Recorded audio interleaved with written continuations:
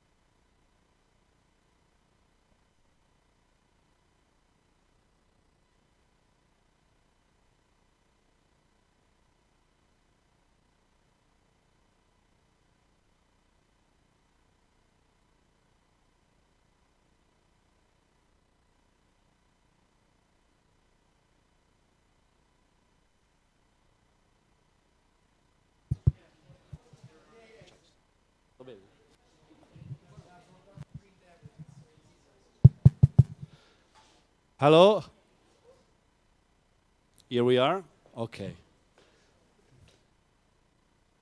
So sorry for the limited delay, but it's always normal in such big days as today, when we had two big events, and this is going to be the last but not the least, because that's the soul of what we're doing.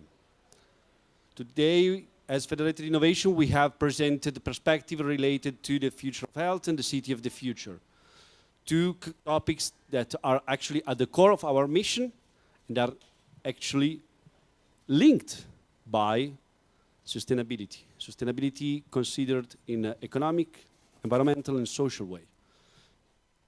The fact that an ecosystem such as MIND, with an innovation driver such as Federated Innovation, can have innovation initiatives that have an impact is the common ground where we can build something that has a systemic value. If you want to work with the public-private approach, if you want to work between competitors, if you want to have innovation initiatives that embedded startups, talents, you need to have a soul. You need to have a systemic approach. That's why, that's not the least, that's the most important event of all the day. Because without that, everything that we're doing lose in the stream of the business and business as usual, because that's what we're talking about. And MIND is different. MIND has another perspective, has another vision, and has another target. So I'm very happy as Federated Innovation. My name is Giacomo Cavalli. I'm a relationship manager of Federated Innovation at MIND, to welcome you here, and most of all to welcome Francesca Rosso from the European Training Foundation as a moderator of this panel. Thank you. Thank you. Thank you very much, Giacomo. And good afternoon, everybody. It's a real pleasure to be here today with friends, colleagues. And it's amazing to be here in the context of this MIND Innovation Week 2024, because I think it's a really great opportunity to look into the core of innovation, technology advancement, and also the transformative impact that can be achieved through ecosystems. My name is Francesca Rosso. Giacomo just introduced me very kindly. I work for the European Training Foundation. The ETF is an agency, one of the two agencies of the European Union based in Turin. And we work with skills policies in non-EU countries. So we have a global reach. For today, I have the honor of moderating this great panel. And we will have about 1.5 hours. Where I would really like to explore the power of innovation ecosystem, then to dig into example of successful innovation among different actors, and also to provide through the speakers some inspiration, because I think that the practices that they will present can be really inspirational for other actors. So as we are in a space where collaboration and mutual learning are key, I will try to keep this panel as conversational as possible. So please bear with me. I will also try to keep the time. So sometimes I will play the bad cop, but you know, just for needs of time. And I also want to leave some space at the end to allow questions that the audience may have for you. So just to give a little bit of an introduction, also coming from what we do in the European Union, the research we carry out, what we see in the last decades, we see that there is increased growth and also increased well-being at global level.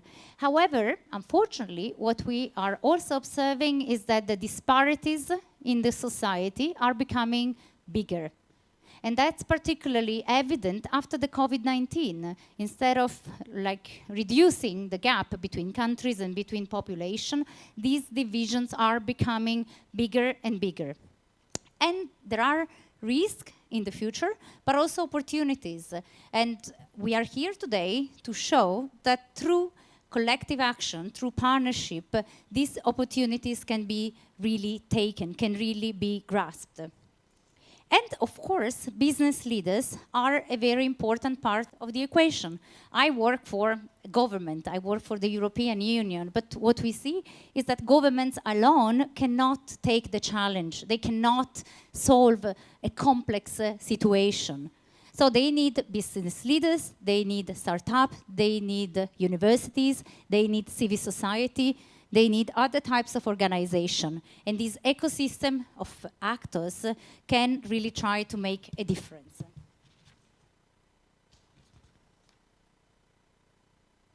One important word that I want to I put a focus on is the power of collaboration in the ecosystem.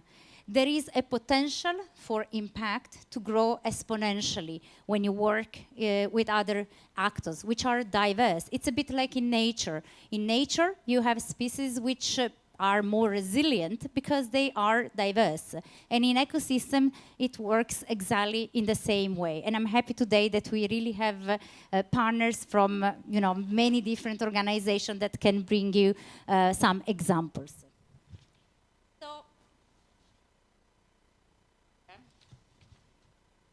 What are the challenges? What are the solutions? What are the key success factors? We will have the honor of speaking with very, very knowledgeable speakers today, and I want to give them the floor to try to answer to these very difficult and important questions. So let me turn into the core of the conversation. We will start. I will sit here. And as I said, I will try to be a bit strict with the time to give also space for some discussion at the end. So I would start, here on my left-hand side, with Omar Bertoni, CEO of Life Gateway. And I would like to ask you, Omar, if you can highlight how ecosystems work, and how the cooperation within the ecosystem works. And also if you could mention some concrete examples in the context of the 2030 agenda. The floor is yours.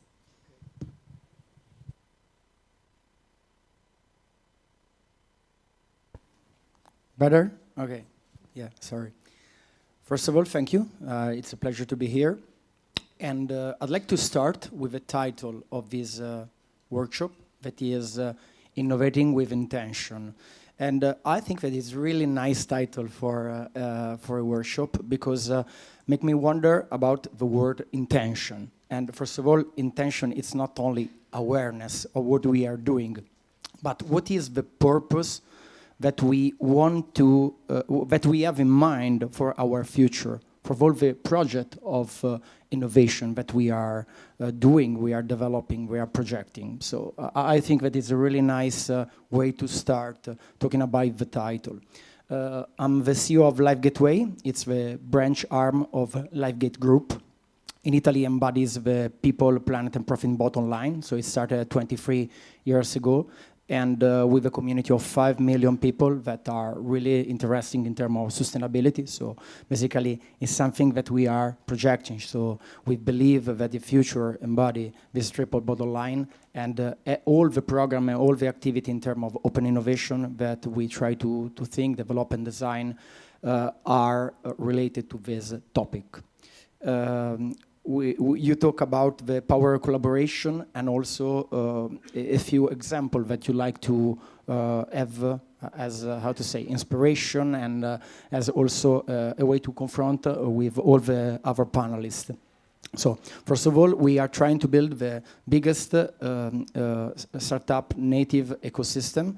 So we basically are a fund in terms of support, but we are also delivering a sort of tool, innovation program, acceleration program, and all the programs we're doing are free, equity-free based, and all the activity in terms of consultancy are given just to build up the ecosystem, help all the startups to boost and to collaborate with other partners, so the enablers, all the investors, corporate, and so on.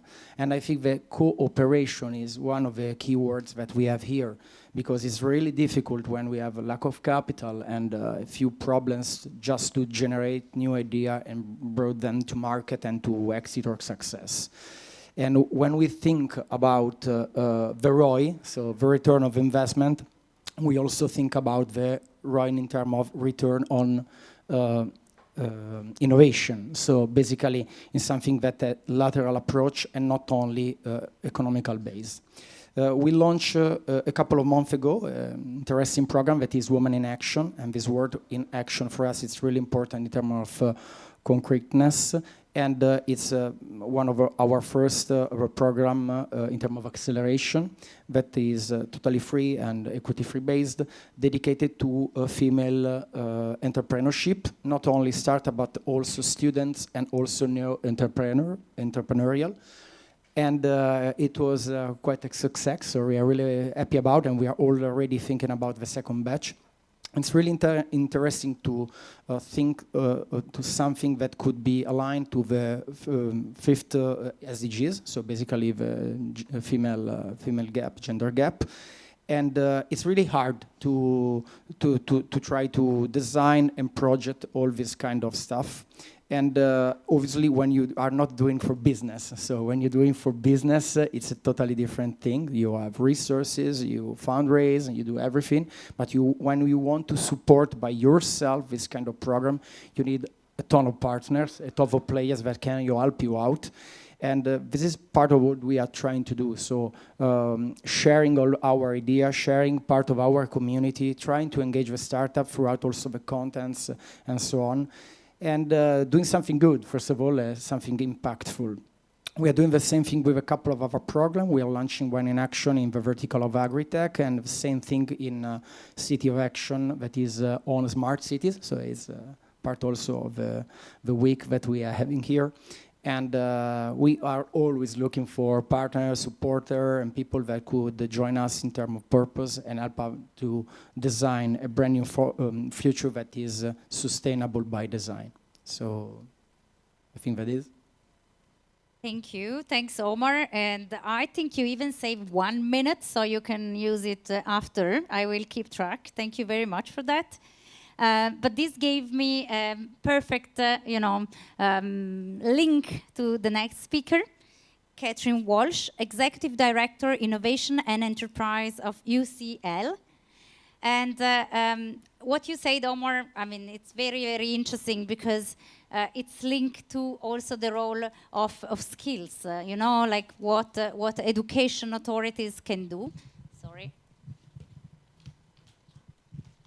And I want to ask you, Kathryn, if you could tell us what you think is the role that universities can play in the innovation ecosystem. We often speak about learning ecosystems, which I think is a really interesting concept.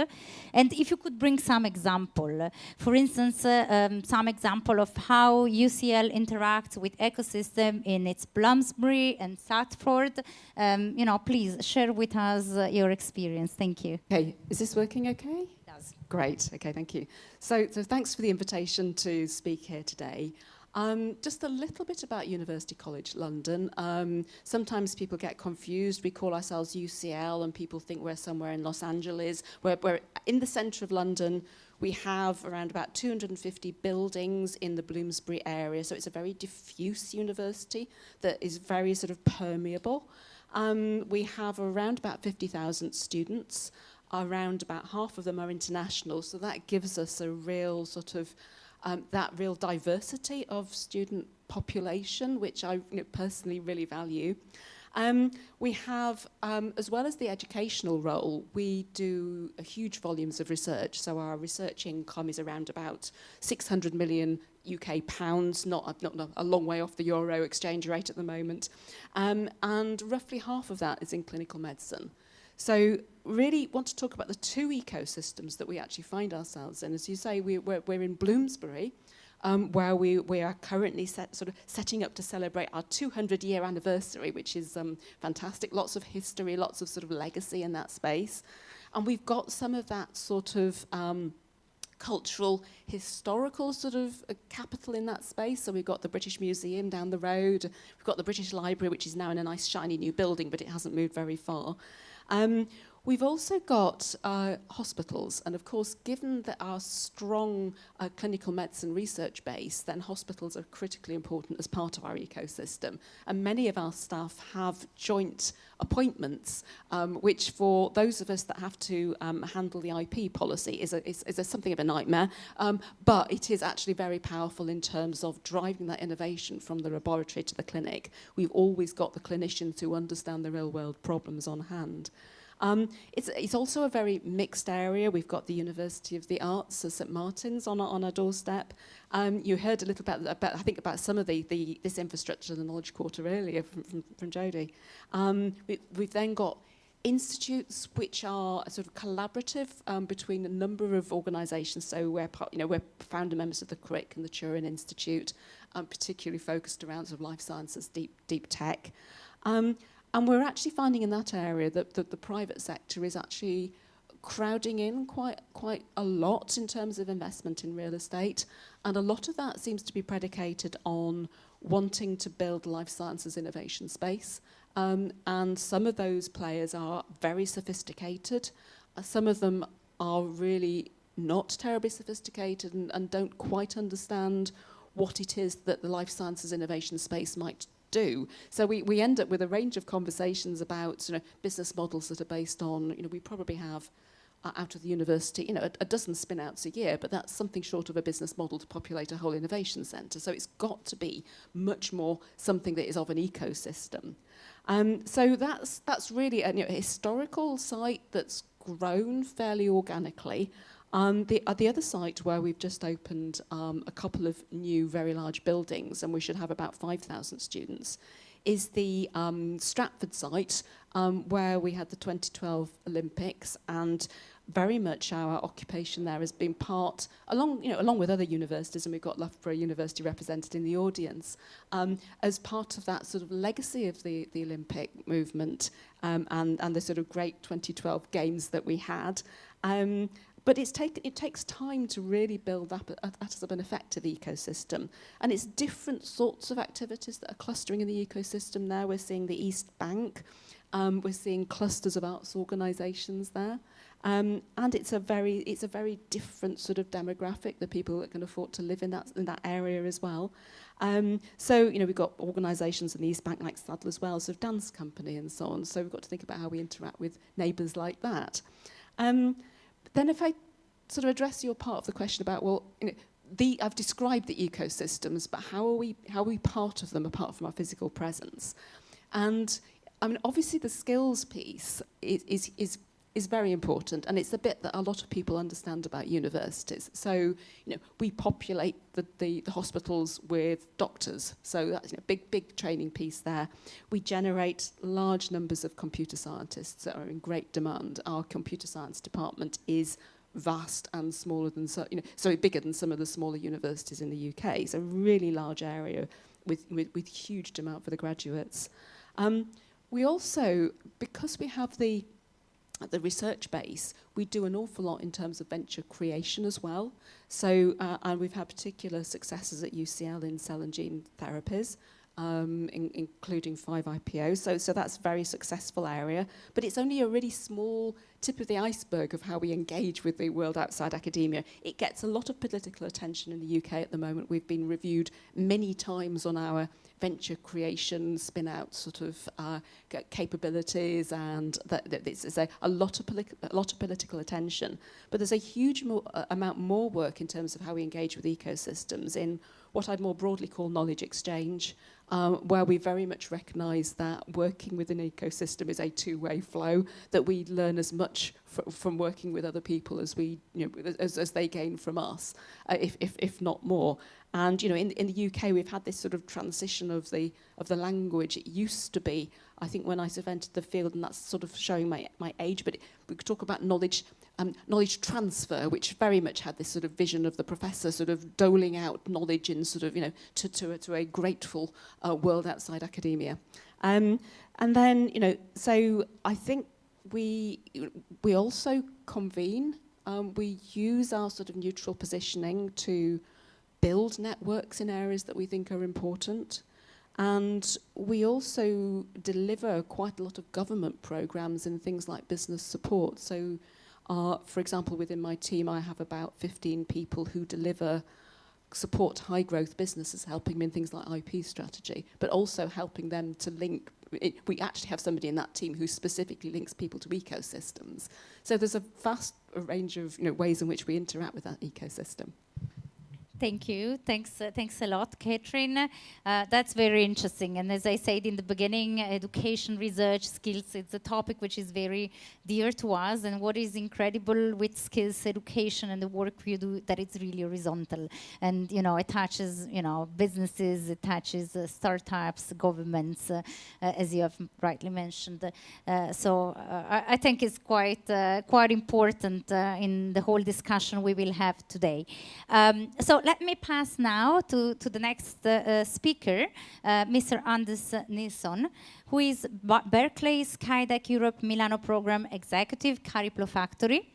And I would like to talk with you, Anders, about, of course, what Skydeck Europe does, and a quick overview on what Skydeck Europe is in the ecosystem of innovation. But I also like to ask you to put an accent particularly on the issue of sustainability. I mentioned in the beginning the importance of talking about innovation, having in mind human beings, so an individual approach, human-centered approach, but also the environment, the planet.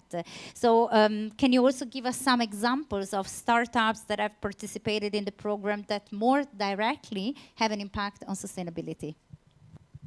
Okay, thank you. Nice to be here. So, Berkeley Skydeck Europe, what is that? That is an accelerator program for startups. And I joined this program 9 months ago. And it has 3 partners who are collaborating to make this happen. So one is Berkeley Skydeck, which is the leading university accelerator in the US. It is Cariplo Factory, who is the largest kind of Italian hub for innovation and driving a lot of innovation projects in Italy. And then, of course, Lend-Lease, who we will speak more about later today, who is running this space, the MIND, that we're in today. So these 3 are kind of important in the ecosystem that we're trying to build. So what was decided was we're trying to take the best of the US and Europe, because the idea is that we attract startups to our program that would like to land and develop the business and raise funds in Europe. But the program is a 6-month journey, and we have it 2 batches a year. So this 1 month physically at Berkeley in the beginning, because we want to have that kind of element of the US. There's some great things about US, and one of these is kind of the having the vision and ambition of that you can do things, you can change the world, and we want to kind of inject that in the startups in the beginning. Then we have 4 months of a virtual working. We're trying to work how to help the startups to get traction. I will speak more about that.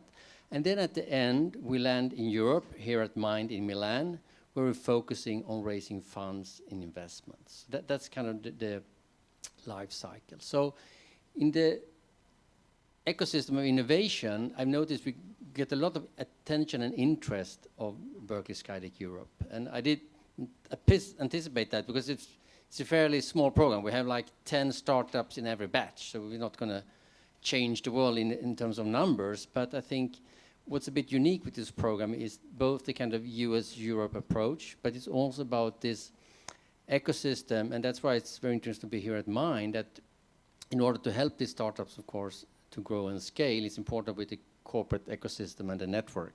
So here we have a lot of corporates, also global corporates, which is very important in this sense. And we, of course, always trying to reach out so we can broaden that and also go beyond Italy, of course, to have the European opportunity. The other point is the university. Of course, there's Berkeley as a large US university, but we also have collaborations here in Italy, for example, with the universities locally, which is another important thing, because as we know that we need the skills and we need the opportunities to have the startups, to find other smart people that they can continue to grow also from that perspective. And the other element that is important in this ecosystem is the venture capital or the investors. I mean, that could be business angels, could be VCs from all over Europe. And that is also a lot of synergies because we see different movements and also corporates more and more who are doing investments in startups and startup world. So I think that's why I think we're seeing a nice growth in terms of the outreach and the engagement with different stakeholders. Our program is kind of very horizontal. We don't pick startups in specific areas, but we have kind of 6 tracks, let's say. So it's life science, it's about sustainability and energy, and many other areas that we are looking into to attract startups, but we don't do anything unique for them. But the area of kind of we talk about here in kind of diversity inclusion is important because that you know we attract startups from all over the world who want to grow in Europe, and US has always been leading, I think, in the diversity inclusion area, and Europe is picked up a lot in the past decades. But the other piece, of course, is sustainability, and that's not a place where the US is leading. So what I'm reflecting on, what can we do more on sustainability? And I think that is the thing I'm curious about personally, because I realize it's important. Everybody needs to have a vision, an idea about how do I exist in this, on this planet, and how can I become more sustainable. Even if the startup doesn't have as a core mission to do anything on sustainability, it has to be part of the thing. And therefore we have some startups as well who are doing specific things like Dedalo, who is a startup using artificial intelligence to help to detect how much footprint, for example, a website takes in terms of CO2, and also giving suggestions how that could be reduced. So I think that in our program, we're trying also to attract every batch. I have to have one startup that's doing something very specific on sustainability to help to allow other companies around the world to become better on that. Thank you. Thanks a lot. Very, very interesting, very inspiring. And I took a lot of notes. We will have the opportunity to get back to that in the second round of questions. We now have a contribution from online. If we are connected with Claudia Sanna, who unfortunately cannot be here with us today. Claudia is a CEO and co-founder at Supply. Claudia, can you hear us? Hi everyone, yeah, hello. Perfectly. Very good, very good. We can also hear you loud and clear. So, Claudia, thanks for being with us remotely. And I think that it would be interesting if you could give us an overview of what Supply does, what is, you know, why it was born and what's the mission of Supply.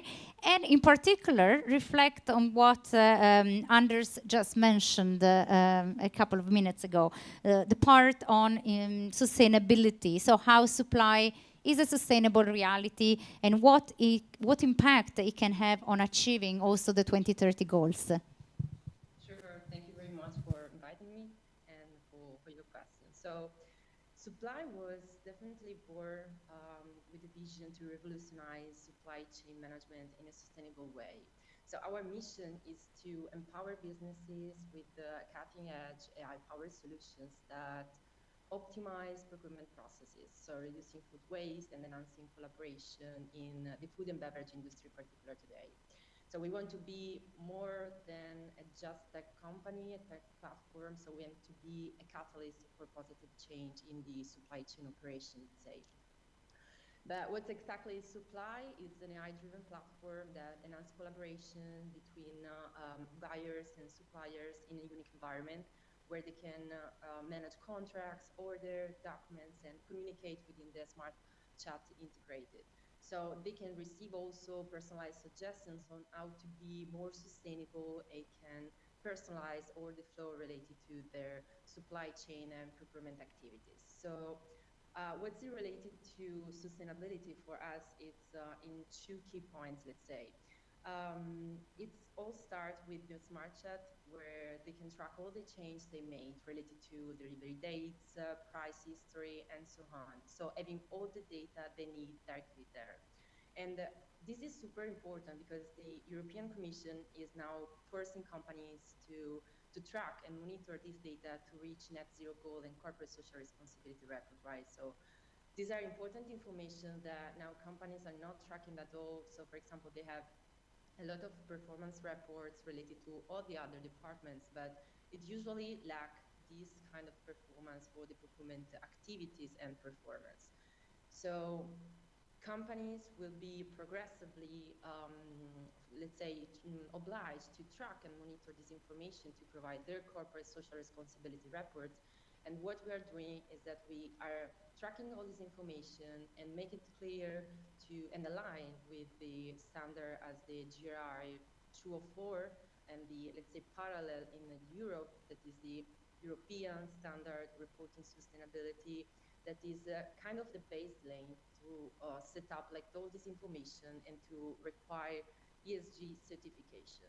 And that's exactly why we aim to provide companies the tools to really focus on their supply chain and procurement activities while tracking and monitoring all these informations and performance, allowing them to get all the information they need from the platform only by clicking one button. And that's super important. And I also to like mention that right now we are also looking for a certification, ESG certification provider, let's say, to implement together the most reliable certification for procurement with the best experience for the customers. So both for the buyer, let's say, and the suppliers on the other side.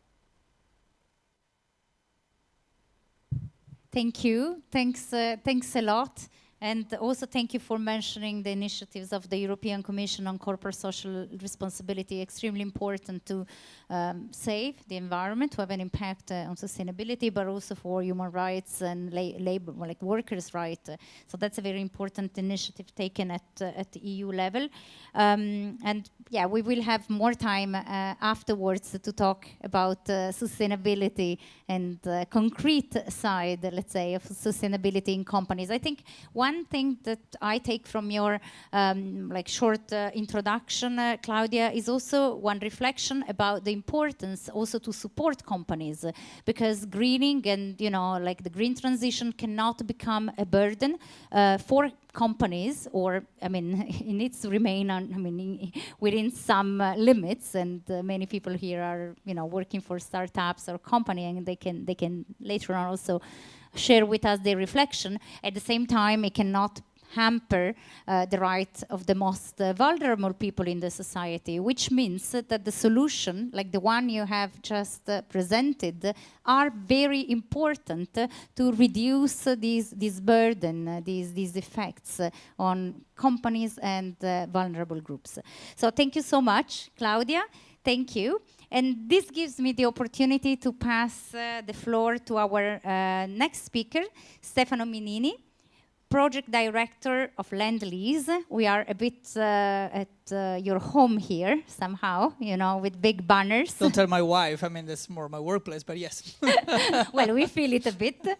So, Stefano, I would like to ask you how Land Lease and MIND operate and foster innovation, and how concretely you are integrating sustainability into your work, into your operation. And here I would also like to expand a bit the reflection about the role of cities, the local level. I mean, really, cities as agents of change, and how infrastructure and people can create impact for communities as well. Well, first of all, isn't it cool that we started in Italian, then we are all talking in English, so it's also helping out the other our guests. But I'll start with MIND, which is a topic I'm kind of familiar with, having been the project director of the house for quite a few years for Land Lease. At MIND, you should imagine a canvas where we start with $1 billion of public investment to build all the road and infrastructure for a large event, and then there is a 99-year concession between a public sector organization that runs the site and a private organization and lease that is tasked to develop half of it. And the rest, the remaining half of the development is one large hospital that you cannot really not see there, a research center on your right-hand side that, again, is pretty big and prominent, and further down, one of the largest university campus in Italy. So you really have a phenomenal sort of canvas upon which the innovation can take place. And then comes to the intentionality part, because you can create, you can put a number of houses one next to the other, but you don't create a city. You have to put intentionality. And so there are a number of things that as Lend-Lease, we are a core property developer. Our business is to take pieces of land, develop buildings, try to sell them, and make a margin out of that. That's our core business. But this is something that we are doing, but we decided to take a completely different approach in here. Well, first of all, we sort of created and patented Federated innovation, which you've been discussing, and that was a huge investment, that was not required from the outset, but again, it was enabling people to talk to one another. We co-founded Skydeck, which was again an intentional action to make sure the top-notch startups were actually landing here, and then we funded what we call the seed space on our book. Which means that this building, for example, again, could have been a shed. Typically, what a developer does, they just get a port and cabin and they just place themselves in here. We refurbish this place. This place, our offices are literally upstairs while we are doing this pitch downstairs. And with the same token, we created labs, and we have one of the largest, recreational venues in Milan here.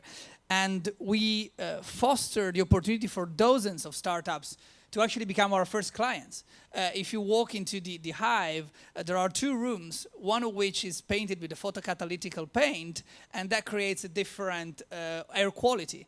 And we part-funded this company to actually create a proof of concept in there. So we are the first customers for those startups. And finally, we are the seed of an international network of innovation districts that essentially go one-to-one with our core development. So Houston is definitely one of them, Stratford in another. We are working in France, we're working in the 2 coasts of the United States. All of this is made with intentionality.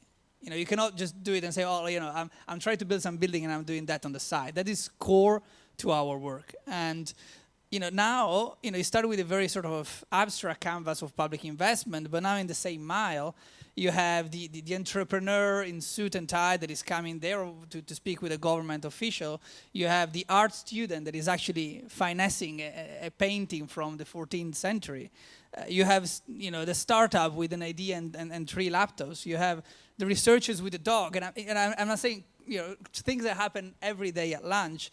You have the hospital patient that is walking up and down while waiting for results of their visits. So all of them has happened almost from starting from a design. I'll touch very quickly on the sustainability piece, so I want to give you a minute back as well. The sustainability for us starts from a quantitative approach. We know that the construction business generates up to 40% of the carbon footprint globally. And we know that this is created by the people that come by car into our districts, by the way we build buildings, and by the way we heat and we refresh our buildings. And so we deliberately chose to invest in MIND because there are 300 trains stopping every day just next door. And that's a massive magnet for public transport. We are on site with one of the tallest timber buildings in Italy. It's an 8-story timber tower that you will see coming up on site very soon. And we have built up a joint venture to deliver a new technology on heating and cooling for buildings that will get technology from Northern Europe, from the Nordics, and mutuate that in here, where actually you have a different approach, because the cooling the building is more energy intensive than heating it, but the technology is actually the same. So it's not about sustainability taking at the high level with the pitch, but it's actually, making it numerical, make significant investment. I'll close with a neighbor that just sits outside of MIND, which is a prison.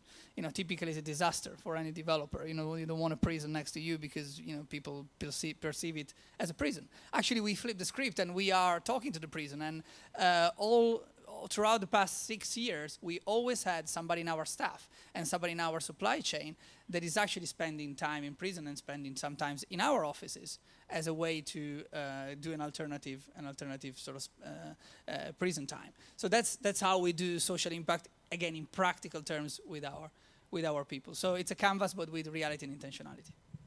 Thank you. Thanks, Stefano. That was really fascinating, and I really thank you for all the passion that you put. I actually told to the speakers we have to kind of warm up people. It's 5 p.m. after an intense day of events. Thank you so much to all of you because you're really keeping the energy up, and I'm really grateful for that. Thank you. Very interesting, empowering communities even before individuals. You can train people, you can give people opportunities, but when you talk with the community, I think it has a multiplier effect. So I think that is a very important point for us to reflect upon. Let me pass now the floor to our next guest and speaker, Mr. Alfredo Sassi, Project Leader Inclusivity in MIND and CEO of HVenture. Welcome. Alfredo, I would ask you if you could please give us a short introduction to your initiative, in particular referring to the neurodiversity and connected issues. It would be important for the audience to understand how an initiative such as Inclusivity in MIND can foster inclusion and also sustainability. You will also talk with the support of some slides, so please, the floor is yours. Yes, thank you. It's a pleasure to be here today. And before starting, I have to say one thing, because I was between the founder member of MIND. I signed the MOU. It was just before the COVID. And I remember that when I first approached MIND and Lisa, I was absolutely surprised and was telling myself why an Australian real estate company arrived here in Milan and speaks first of all of sustainability, and this was quite thinkable, but mainly about inclusivity. Why? When I'm coming, I spend 1 week a month in New York with another my company, and New York is a city of inclusivity, but also of exclusivity. And I was thinking at MIND at the beginning something similar to Hudson Yards, where there are barriers between the city and this exclusive area of the city. And I was really curious about this thinking of this real estate company to put people first, to put the individual first. And because I'm coming from life science sector, this is a pillar of my company, my group, I accepted to enter. And also here another surprise, because I realized that the Federated innovation model, thanks to the support of our group of Cariplo factory and the Catalyst, were dividing the company, entering in 11 thematic area. Only one of them was life science, the other informatic, fintech, real estate, and so on. And so at the beginning I thought, oh, I'm here, I will be alone with a few pharmaceutical companies. But within a few weeks, a few months, we realized that the goal of this area is to innovate, of course, in all the discipline, but life science is guiding more or less all the area, because well-being, the person, the people, come first in the model of innovation of everybody here in MIND. And this thanks to Lendlease, to Cariplo factory, that help us to emphasize this. And today, speaking about inclusion, I'm proud to present this project of innovation that we are trying to develop, starting here from MIND, that put people with neurodiversity, with diseases like autism, dyslexia, Alzheimer, Parkinson, and so on, also other more severe disease. And this is important because they are a human being. They have all the right to be here, to work inside of this wonderful city, sure that they could give a wonderful contribution to innovation, to quality of life, and so on. But we have some troubles in Italy. First of all, these are statistics about US. And you can see that in US more than 30% of the population suffers of diseases like dyslexia, dyscalculia, and autism. 66 million of patients in US are affected, of citizens, sorry, of US are affected by dyslexia. That means the difficulty to speak, to understand with others, and often this disease is not do not emerge in a country like Italy. Because if we go to the number of Italy, in Italy only 5% of the population is enrolled and is treated for specific learning diseases, and only 1% of the population is enrolled and treated with autism. This what means not unfortunately that Italy is less sick than the US, but that this problem is not emerged, and often we keep this little guy often, because this is a problem that you face from the beginning in schools, outside of the community. Simply we maybe think that our children are not good because they are not good, but probably they have a problem in understanding, in expressing themselves, and so on. And what's important is that today we have the solution. We have the solution related to technology. I work in this project together with Sapio. Sapio is a leader in hydrogen, for example. He is involved in several projects here in MIND about the vehicles of the future. But they have also a division specialized in taking care, for example, at home of severe patient with severe disease like multiple sclerosis, with Parkinson, with Alzheimer. And they have a division called a Dialogue that has created these augmented alternative communicators, tablet with software, capable to interface people and to allow people with diseases like this to speak, not completely normally, but to speak with the population. We can have these children capable to stay in the same class with normal students without this kind of diseases. We are capable to help these people, this guy, to take an airplane alone, or to go maybe to a Selunga Innovation Lab to buy products without help. But alone, thanks to support, thanks to our solution. And here, artificial intelligence is arriving in a really impressive way, because in 2 years, I'm professor in big data and artificial intelligence at the University of Pavia, and the expectation is in 2 years that each of us will be interfaced by artificial intelligence assistant more or less of 90% of our life. When generative AI will merge with a disposable AI, ChatGPT with Siri, making names, we will have some Google Maps for everything we will make. And artificial intelligence is fantastic for helping this kind of people to face the real life and to face the disorder.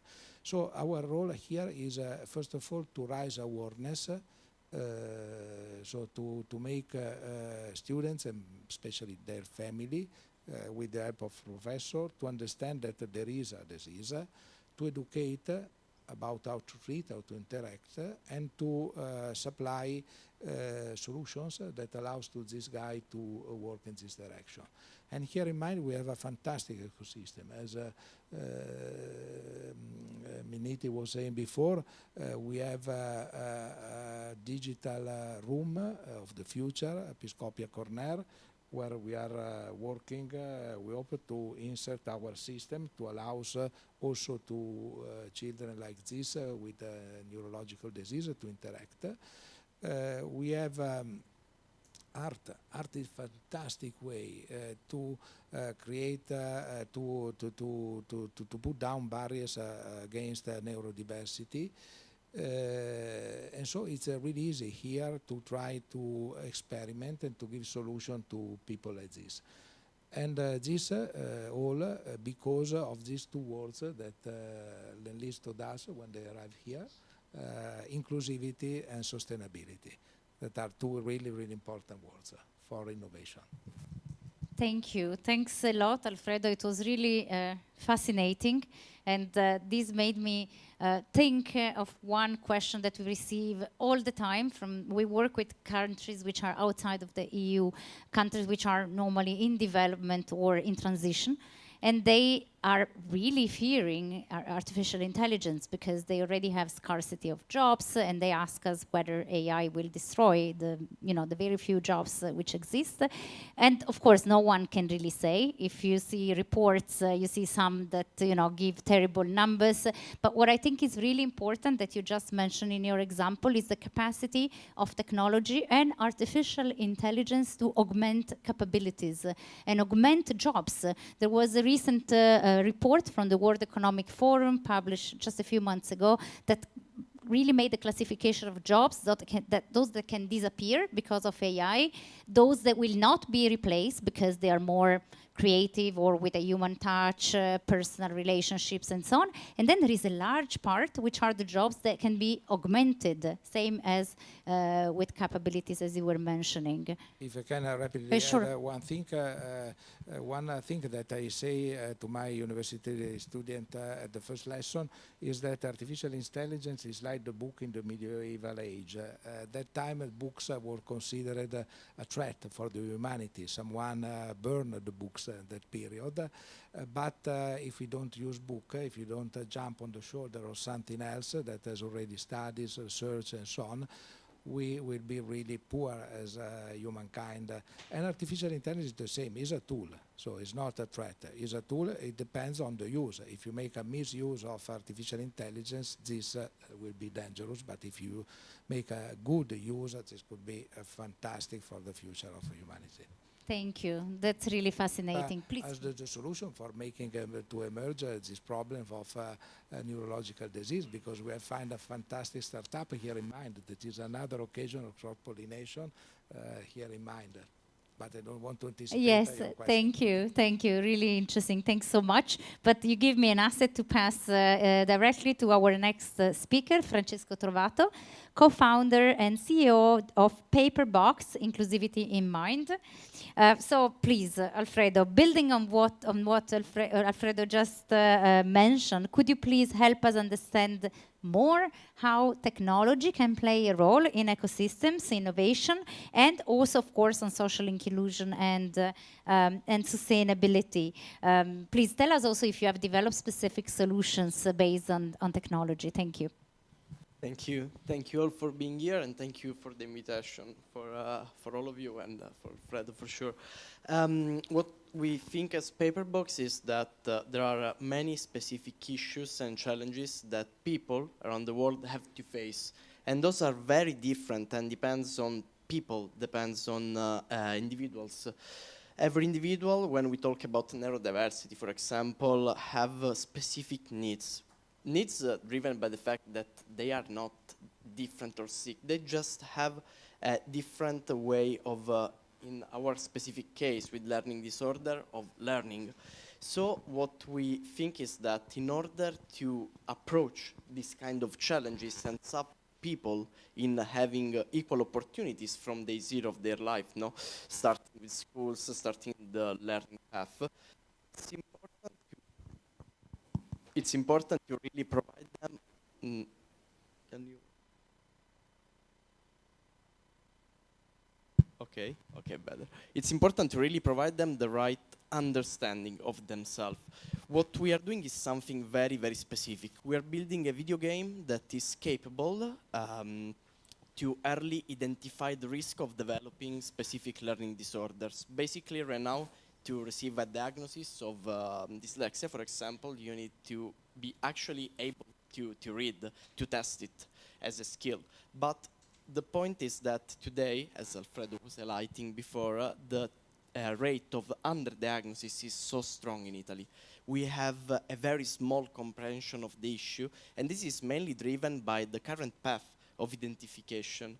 This is given by the fact that we are not effective, and we see the video game as the perfect mean to reach and interact with children of that age, and artificial intelligence as the perfect tool to collect those data generated by the interaction and provide a very specific, let's say, outcome and evaluation for each children. What we see is that we are building a very specific solution, because this is a real small segment that is currently reported here on a very longer and complicated path. What we are doing is intervening with a very specific solution that can bring value to the whole process, highlighting specific needs as soon as possible before anyone else. But here comes collaboration. Giving a solution like this without including the right ecosystem around to push it and to integrate it with the current protocols will be a strong problem, because when we talk about inclusivity, we have to consider the point of view of many different actors. In our case, there are not only families and children in this situation, but also educators, also specialists, for example. I just take speech therapist as an example, but also schools, institutions, the government, building laws and guidelines. And for this, we see how collaboration is the only key to provide solution that brings value to the ecosystem, involving all the actors. And what we see, and we are grateful for, is this kind of initiative that HVenture in the first place is bringing with MIND right now, trying to bring inclusivity within the processes, not building innovative process or pushing the technology, but trying to understand what is the current situation and trying to adapt the solutions such as artificial intelligence as the most fitting tool to face a challenge for people. And this is just the starting point, because it's by taking the point of view of those people that the tool, the solution, will be shaped in going to the solution direction. So it's not a matter of what kind of tool I'm going to use. It's a matter of what kind of tool fits the most the challenge I have to face. In this case, we're talking about inclusion, and AI, it's a wonderful tool for this. Thank you. Thanks. If I can just make a comment, then I would call it technology with intention. So that's really very interesting. And also this gaming concept, not that heavy on children, very demanding. While if you pass to a gaming method, maybe you have the same results at an stress child. So thank you, really thank you. This closes the first round of questions that I had. We are a little bit running out of time, but I'll go back, and except with Omar, for Omar, who gained some time in the beginning, so he has the right to an extra couple of minutes. I would ask you to keep your questions rather short and to the point, because I really want to give opportunity to people to comment and ask you a question. I think, the wealth of knowledge that we have here, it's incredible. So I think it's really an opportunity. So, Omar, back to you now. I made my homework, so before today, and I've learned that you joined LiveGate today, and I've learned that you joined LiveGate in 2021. As a co-founder of LiveGate Way, the first ecosystem of sustainable startups with the mission of creating the first Italian hub aiming at open innovation in the sustainability sector. Did I study the lessons right? Long one. Okay, great. So that was the intro. And I have a very short question after a long intro. How do you see the future? What do you see coming ahead of us?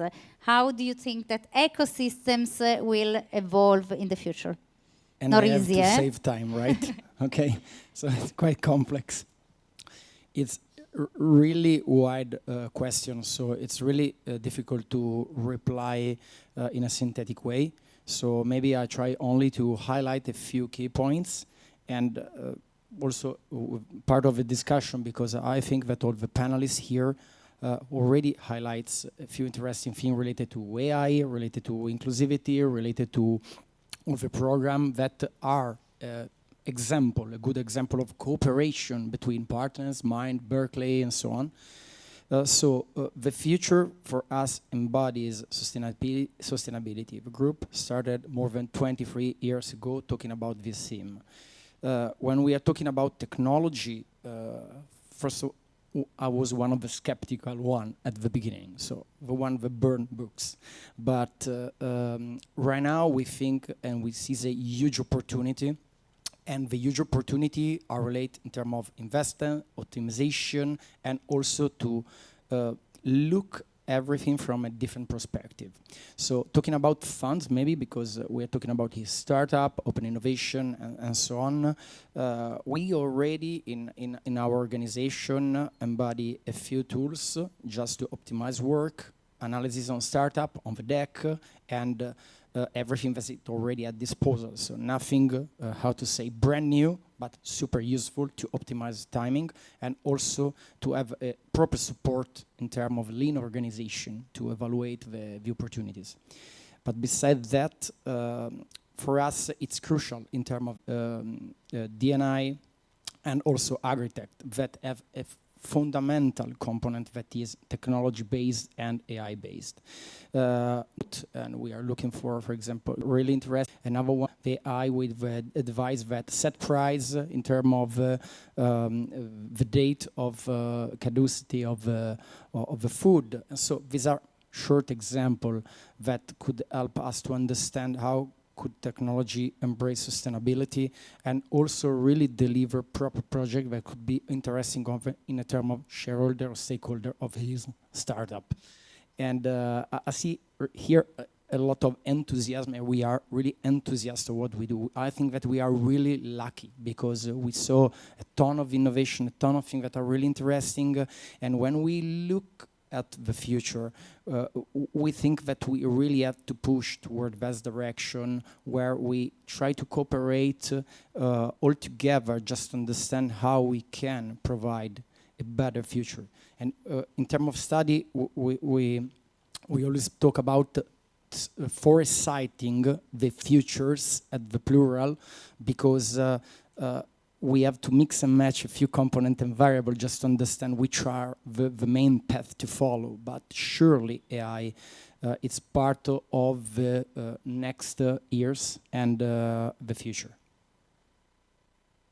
Thank you. That was also quite short and to the point. And I thank you also for mentioning the word foresight, which is a very important word for us in European institutions. There is a lot of attention on foresight, where by foresight we understand participatory, systematic processes to design the future. It's not only to say how the future will be, but it's also how we want the future to be and how to make it happen. So that's quite an important element as well. Thank you so much. And I now give the floor back to Kathryn. And I've got pretty much the same question. So it is about how do you see the future? Of course, from the perspective of university, how do you see the partnership evolving, private sector, education sector? Yeah, please, the floor is yours. Thank you. And I mean, partnership has to be fundamental to what we do as a university. You know, there are strong political incentives in the UK to actually make a difference from the research that the research is predominantly funded from the public purse, and we must make a positive difference to society from that. You know, there's a financial implication. We're measured on the impact that we create, but also it's the right thing to do. And so I think that whole piece about working in partnership to tackle real-world problems, we might have lots of clever solutions to things, but if we're not out there finding out what the real problem is, it's probably not a very good way of using our time and money. I think what I'd like to really focus on is the really purpose-driven shift that we're seeing in the student enterprise. So one of the things, as well as giving students the skills in their disciplines, we also spend a lot of time making available entrepreneurial skills training at many levels, just from sort of the curiosity-driven to actually really taking forward this business idea. And what we're seeing there is a massive shift to being rather than being, I want to be an entrepreneur, I want to be rich, to being, I want to be an entrepreneur because I want to change the world for the better. So if I, just picking up my emails about what's happening back at base, there is the London Mayor's entrepreneurial competition today. We've got 5 entries in that out of the 20 that they're considering. 4 of them have a really clear environmental focus, and that's not that unusual. If I think about other highlight companies, there's one called No Impunity that we're nurturing at the moment that are putting together their training in legal areas and blockchain to try source from ESG budgets funding to fight environmental crime in places like the Amazon. Massively risky. But really very visionary, managing to mobilize huge amounts of interest globally. Very close to, very recent graduates, really taking huge risks, but really wanted to change the world. And I think for me, that gives me, a real positive feel about how we can work in partnership. I think the other thing that we see in these companies, and we're in touch with about 400 now that we've supported through these entrepreneurship programs, is that I think that partnering is a key part of their skill set. They will work together, these small enterprises will work together in partnership with others, maybe for a limited period, and then they will go off and they will work in other configurations. But that partnership and how to join together with other small organizations is a key skill. Thank you. Thanks a lot also for these words of hope that I actually share. One thing I can share with you, I've been participating in the 2 last COP 28 and 29 in Sharm and Dubai, and often you get the question, why do you guys attend these big events? Nothing changes, and they gather 100,000 people with a lot of CO2 emissions, and why do you go there? But then when I went there, what I saw, it's exactly what you have explained now. You have especially young people, but not only, you have activists in general who really want to bring this change, really want to have an impact on what they do. So I do think that this optimism is well grounded. Thank you. Thanks a lot, Kathryn. Back to Anders. I would like to ask you if you could share with us also, because we have spoken of optimism, but there are also a lot of challenges that you probably encounter in your daily activities and also in the context of ecosystems, working on sustainability, social impact. So can you share with us some of the key challenges that you encounter and maybe 1 or 2 key success factors? I mean, the golden stick. Okay, thank you. Yes. So there are, of course, a lot of challenges. One thing I feel is that if you look from startups, for example, is how do you connect startups with the world? They have this brilliant idea, but how to get into the market, that's a huge challenge for most startups and innovations. And also, if you look from a corporate company perspective, it's also sometimes hard to, how do I find those gems that I need? It takes a lot of time, it takes a lot of energy to find those. Maybe AI will help a little bit in the future, and technology in general, I think is a good support for this. So when I look at these challenges, I'm always therefore interested in this kind of the networking and connecting people, because it's talking about change and diversity, inclusion, and sustainability. These things can only happen if people act and move, and we need to kind of engage people in this. And that's why I think that one area I'm focusing on, and I think also Lend-Lease is good at that, is the network environment. We also see Federated Innovation is based on that DNA. And I'm also part of a global association, a non-profit association called Global Tech Advocates, and it's people whose passion for innovation and technology, and it's both business people, investors, and startups. But the common ground is that how can you connect people? How can you make people aware? And this is an organization that started out of London, and now it's in more than 30 countries. And it's amazing. That's why I would like to bring more of that here, because there's a lot of good ideas in Italy that we could export. And just have one quick example, for example, that we also, Global Tech Advocates, also organize study tours. So I went to India a year and a half ago, and intense week, and was amazed, because in India, there was this organization that helped people who was diagnosed with autism to find jobs. Because there are a lot of negative things with autism, but also some good sides. For example, that you're very good at images. So they have a business in India where they hire people with autism to do tagging of images, for example. So I think if you can kind of share those things, and if you in Paperbox, you could detect things earlier. How you know, that's one example of if we can connect people around the world better, we can find out things quicker and faster and find synergies. So that's what I'm looking for. Thank you. Thanks a lot, Anders. And I now ask back Claudia, if you hear us, if you are with us. Let's just see if, okay, I hear you, and now maybe we will also be able to see you. So Claudia, let's have a real check. Based on your experience with supply, what is the real approach that companies take to sustainability?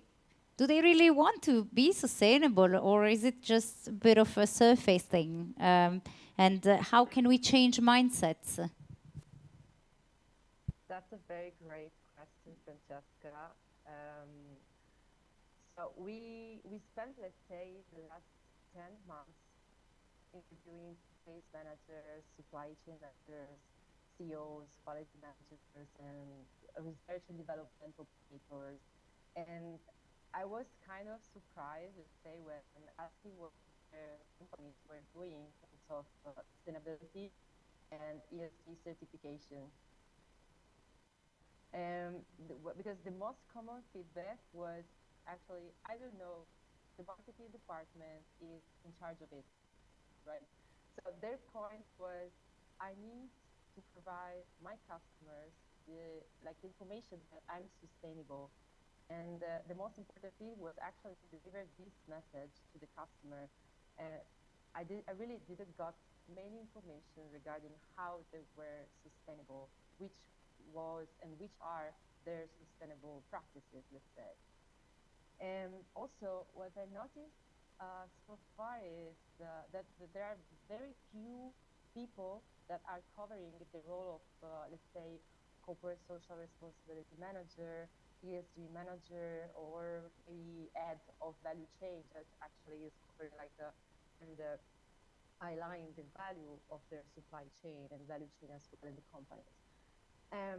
So if the company is doing something sustainable, it's usually the quality manager in charge of it. So in the majority of scenarios, let's say. So the quality manager maybe is spending 40% of the time on sustainable practices and the other time on quality activities. So I really believe that to change the mind, companies should start focusing on the key role of corporate social responsibility manager, again, or role, let's say. So someone that is really focused on it 100%, and that could lead meaningful sustainable goals within the company, let's say. And also, as last point, but not least, to start really tracking this data, and not only referring to maybe database where they can find an average matrix of their carbon footprint or how they are leading their activities. Thank you, Claudia. Just very quick follow-up questions, because when you were talking, I was thinking, how much can this be led by the market, by consumers' demand? Because what we see in in the countries where we work, is that consumer demand is one of the huge global trends driver of change. If you have consumers who want to buy electric cars, or if they want to have 0 kilometers food, or if they want to have construction which are built in a given way, then automatically the company has to adapt if they want to remain competitive. So just a quick note from your side, what's the role played by the market there?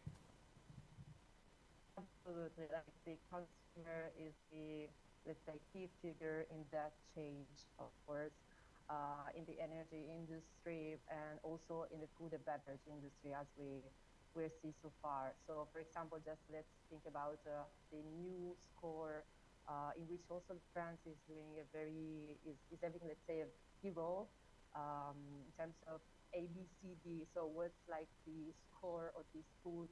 And maybe sometimes it's also noticeable that it's produced maybe from the same company, but it's only dependent where the raw material are coming from. Right? The consumer, as I mentioned before, is doing something very special. So European Commission is pushing companies to provide more sustainable details and transparent data, but I really believe that actually companies want to do that and want to declare and be more sustainable because of the consumer, because they really need to target the consumer and satisfy the market actually. Thank you. Thanks a lot. And let me turn now to Stefano again. You spoke before about this incredible project and the fact also that in the case of your company there was a complete new business model basically that you put in place when working here in MIND. I'm interested to know from you what is the role that skills play in these urban regeneration and the ecosystem. Yeah, maybe for the benefit of our sort of foreign colleagues, just a couple of statistics. Italy is the country where you have the largest proportion of young people that are not in education or employment or training. Italy is the largest country that has a proportion of small and medium enterprises, so it's very hard to get scale. Italy is also one of the sort of countries that have the best university and the cheapest talent going out of the university in terms of first sort of wage. So you see why ecosystem become important, because you need to provide these people that have typically strong skills but typically can't find a job or do not find a matching capability on the other side. On one side, to being able to project themselves into different scenarios. So, I'm a student. Do I want to be a researcher with a dog, or do I want to be a corporate guy with a suit and tie? I mean, all of them are perfectly legitimate outcomes. I need to see all of them, and this is a place where I actually can see all of them. The other element is to provide enough pooling and scale for SMEs to be able to launch research and upskilling programs. And this is where we not just talk about it, but we walk the talk. And just outside of here, we decided not to demolish a building, but just to give it away to a school for a peppercorn amount, and actually have a school with 300 students that do everything from mobility to mechatronics to art restoration, and it goes back to intentionality. And the third element is that we are providing a platform for university, like University of Milan, that will provide 20,000+ students an opportunity to go out and be marketable into the network of companies that we are attracting in here. So we see skills in this ecosystem as a fundamental tool to overcome the structural deficiencies that Italy has these days. Thank you. Thanks. That's really nice to hear. That's a nice, confirmation. So great. And let me now close with a final question to both Alfredo and Francesco, because I want to conclude with a bit of a positive, in a positive note. I would like to ask you if you could, reflect with us and share with us what you think are, again, key success factors to make innovation project work. Not an easy one, but please. Yes, thank you for this question, and I think that I can synthesize this with one word. And thanks to the help of Stefano that I highlighted before, that innovation passes through connection to cross-pollination, and this is possible only if there is a component that is trust. trust between people, trust between researchers, and this is not something automatic, and is something really difficult to be built. And I believe that here in MIND, again thanks to the work that Lisa prepared for creating this ecosystem, and to the help of the catalyst that invented the word cross-pollination. So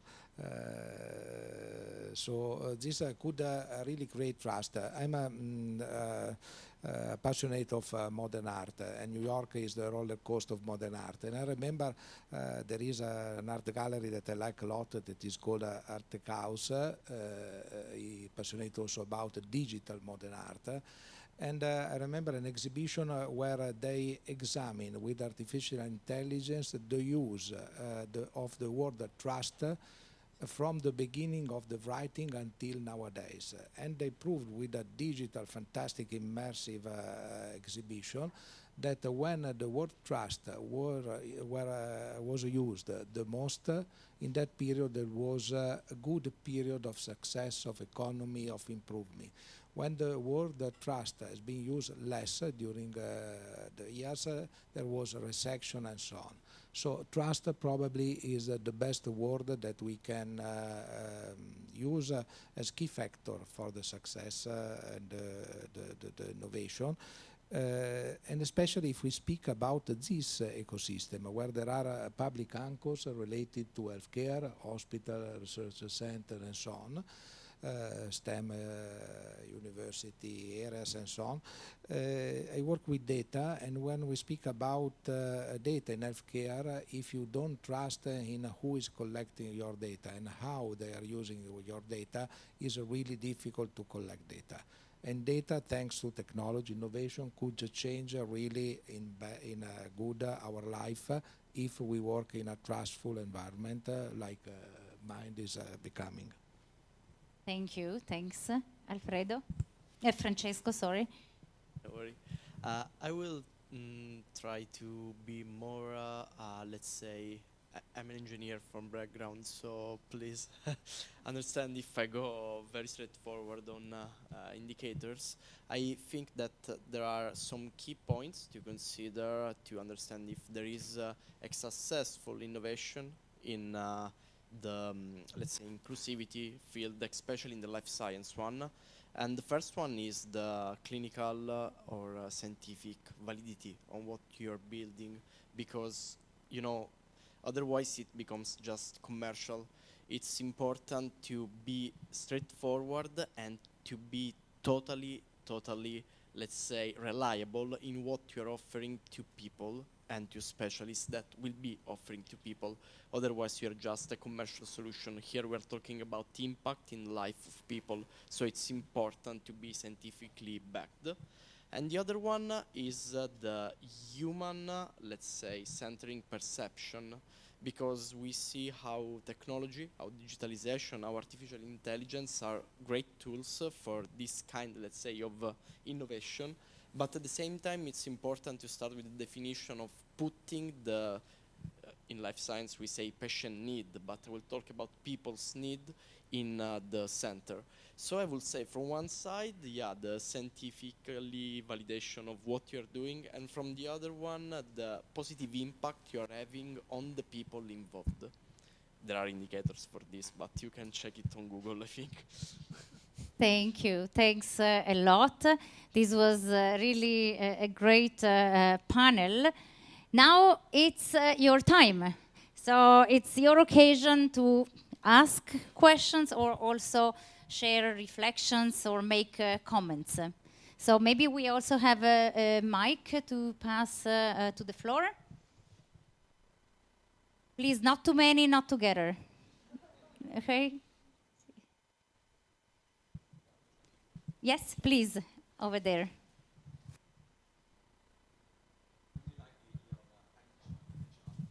We cannot hear, maybe?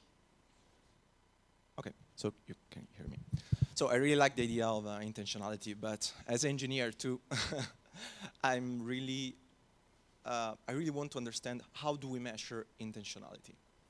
Because once we say that intentionality is very important and is in my opinion, even more important than the sustainability itself, in my opinion, intentionality. Then we need to find a way to measure it. And heuristically, the question I want to make is, how do we measure intentionality as customers, for example?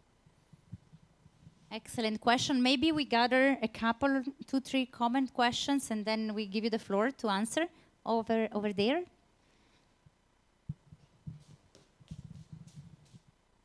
So my question goes also on the topic of intentionality and kind of the focus idea. How important is it that all of the actors in the ecosystem are sharing the same direction and vision versus having, for example, some elements of the ecosystem that are transversal that can operate with any kind of actor in the ecosystem, and having one actor who's really pushing in a specific direction in terms of intentionality? I hope that's kind of a clear idea of what I'm trying to get at and trying to get the balance there.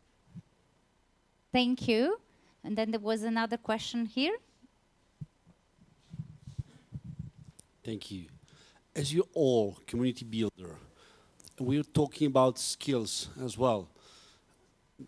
Following the last question, how do you bring people on board? Because that's a community engagement that you all do in your own specific way, but you're actually doing together. So what do you think is the best way to bring people on board to innovate with intention? Thank you. Excellent start. Please. No, you had just by chance the mic in your hand. Whoever wants to take the floor. No issue. I can start. And long story short, I think that let's say how we measure it depends on the shareholder you are discussing too, because everyone have a very different perspective. So step 2, I think it's crucial actually to drive innovation because, you know, in Italy right now I see a very strong pushing from individual initiatives and startups and innovators, and I'm not sure that the overall ecosystem is ready. MIND is a great example of excellence in Italy, but it's one of its on its own. There are not so much example to kind of push the innovation for which actors are crucial. And in general, I think that to bring people to love your own mission, the only thing is to be honest and transparent. I mean, it's not about going to the moon right now. It's about having a very specific direction and forcing people to believe that you are, you know, this good and great inspirator is kind of superficial by itself, but you really need to find people that have your own intention and ethics and ideas and direction to be involved, because the support that these kind of people can provide to your mission is way, way, way more important than the very superficial support that you can have from anyone else. Thank you. Okay, so yeah, very good questions. Not easy to answer them maybe, but from my personal perspective, I'll give my view on this. I think it's important when you speak about innovation, and I'm a very curious person. So for me, I've always been working on the kind of leading edge technologies, new things that have not been figured out yet, etc. I think that's the same way that I approach things. So when I work with Berkeley Skydeck Europe or if it's Global Tech Advocates, I try to understand what are the new things, what are the things we need to move, because often there are a percentage of people that are curious and like-minded, and that's why I try to find the energy in this networking community to connect people that want to make a change, but they didn't get the passion. And then when there's enough people, the snowball is kind of rolling, and then the larger mass will follow. But so my contribution personally, I think, is to help to make that first little piece that is important to get some critical mass and connect people. Thank you. Anyone else? Yes, please. How do you measure intentionality? It's very tricky, and I think an ecosystem is not one thing. It doesn't have one aspiration. I think it happens where all the players in the ecosystem tend to have slightly different metrics, success outcomes and so on, and yet you find some core areas where you've got alignment. So what works for my organisation might also work for another 2 or 3 organisations. And I think the critical thing is investing that time in understanding what those metrics, what those drivers of the other players are. And I think there's no shortcut in terms of bringing people on board to just investing time in understanding those players. What are they going to be able to commit to? What are their challenges in being able to commit to things? Because otherwise you end up having really sort of superficial conversations that don't quite get to the heart of what is going to work for the different organisations. So I think it's, yeah. And there's also chaos and serendipity also have their place.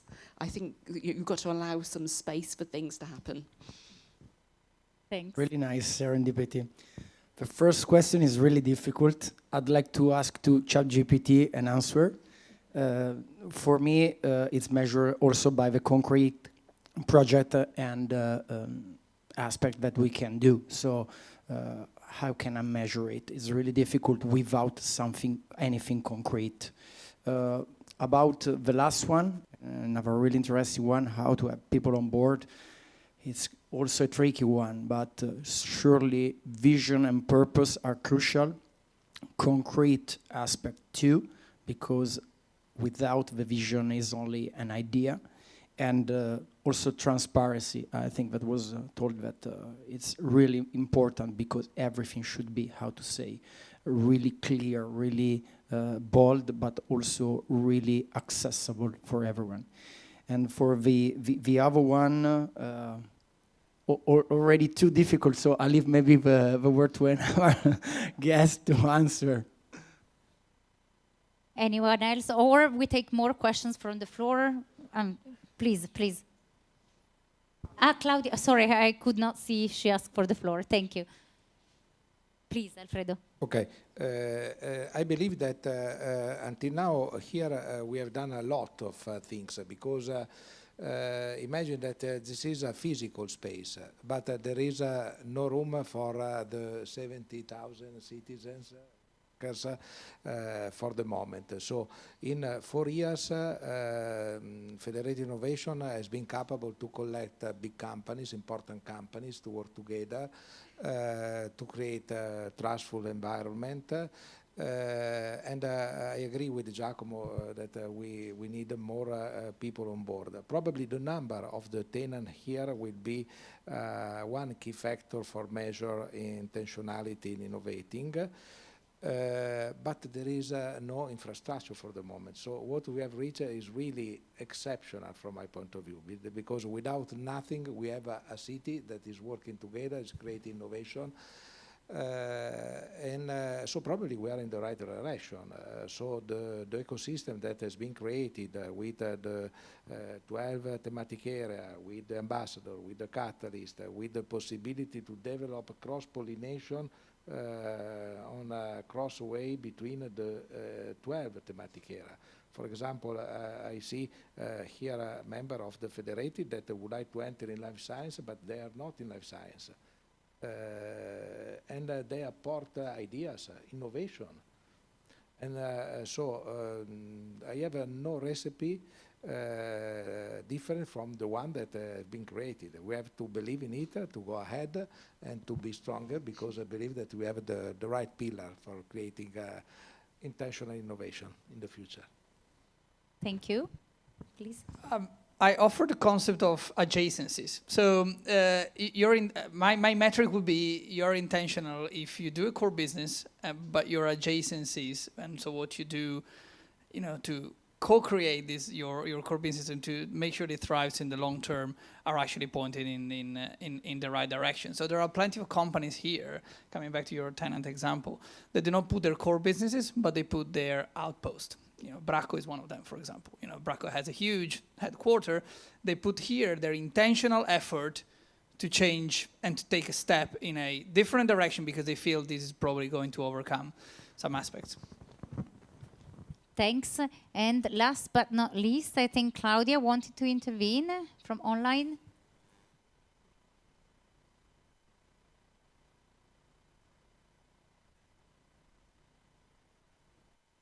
Yeah, sure. Can you hear me? Yes, we do. Okay, great. Yeah, I definitely agree with the entire panel. Just want to add maybe like just key points. Because ecosystem for sure, and how to onboard people to like in this journey is not that easy. But what is important always to remember, I believe, it's that sustainability is not, let's say, coming from the moon. And I really believe that actually sustainability is always related to efficiency. So our main goal and our main job sometimes is to really really help the companies to understand the problem they have, let them improve and let them understand how they can improve, and while being more sustainable. So I believe that we cannot sell companies to be more sustainable. We need to understand how to let them know how to be more sustainable while being also more efficient. That's really the point. Thank you. Thanks, Claudia. I think we still have a little bit of time for a couple of more questions or comments, reflections. Anyone? You're tired? Long day? If not, maybe, I mean, if you just want to have one last word to share with the audience, also those who are following online. Maybe now we revert and we start from that side. Yeah, a last word for the audience about ecosystems, innovation, sustainability, and social inclusion. Then I will try to wrap up, but it's not easy because there were so many things said, but I'll try. I believe that there is another important area in which probably this ecosystem could master. That is the capability to create a culture over a new way of working, acting together. Take, for example, my sector, healthcare. Everybody of us knows how to eat better for living longer, for example, but we eat not in the right way. So are capable to, with the word of mouth, with the involvement of, with the word of mouth, with the involvement of people, and US that is leader in innovation in the world because they invest money, but they have the culture of the innovation. We say that the US invent, China copy, and Europe rules. But to be innovating, we have to create a culture. And this could be the right environment to work also in this direction. Thank you. Stefano? My fundamental take on Innovation District is that these are the first places on Earth where we don't trade on physical resources. You know, in Alaska, people went there because it was gold. What actually is in here? In Milan, there are knowledge, there are people. So, you know, the idea is that tell us what gets you out of bed, tell us what you want to do to transform the world, and we find a house for it. From my side, innovation is something that is driven by people. As you noticed in the last year, we are very following as the current Innovation Bible, the United Nations goals and objectives, which are like the common elements for which we have the way to talk over positive impact. And I really think that in order to innovate, it's crucial to stay focused as a community, to be willing together to have a positive innovation. Till that moment, we will have the same direction. Yeah, I think that Federated Innovation and MIND is a great platform. If you talk the two topics today, the diversity, inclusion, and sustainability, I think you have a great opportunity to learn from each other, to challenge each other, to develop this. So I would just encourage you in the audience to kind of discuss these topics and figure out what you can do. So next year we can come back and we can have some more interesting stories. Very little to add at this point. I think sometimes I think I've got the best job in the world, and sometimes when it doesn't quite go right, I've got the worst job in the world. But it's a lot of fun, a lot of creativity, and I think the great thing is the number of really interesting people I get to meet and the opportunities I get to see great experiments. Dare I call it an experiment here? But be able to see this sort of experiment is really very inspiring. Everything else said, I'd like only to add this word that is generosity, because sometimes we need also that just to innovate, and we are too focused on business, just forgetting that sharing is caring, and is a crucial part also in terms of change of things in the world. Thank you. And Claudia, we close with you. Yeah, for me, like innovation means challenging the status quo, like pushing boundaries and embracing new sustainable ideas to create meaningful change. And as already been said, actually fostering culture of continuous improvement and on how sustainable activities and sustainable ideas can be linked to efficiency. Thank you. Thanks a lot. So now, I very briefly, just like a minute, I've tried to put together some of the key questions that were mentioned today. There was really, a huge amount of inputs that we received from our speakers. But I took note of the word complexity. And complexity, as I said in the beginning, means that you can't do it alone. You need to do something in partnership to make something happen. That I think is quite important. I took note of technology to augment human capability and AI as a tool.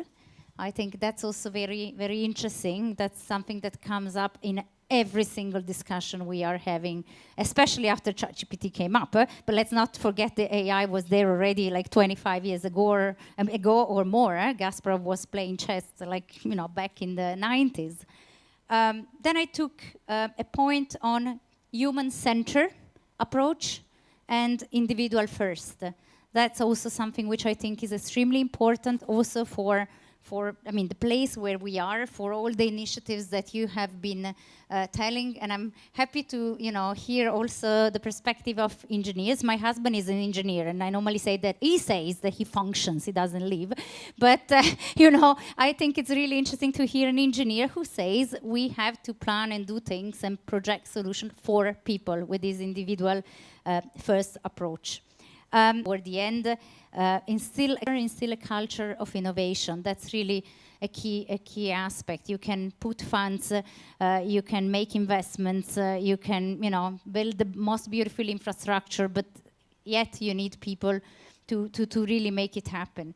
And then I close with the word opportunity, hope, and trust, which were 3 key words that were mentioned by our speakers.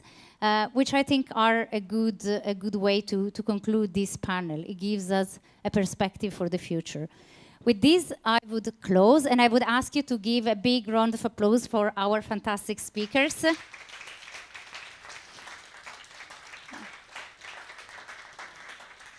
And of course, congratulations for the organization of this great event and the week. Thank you.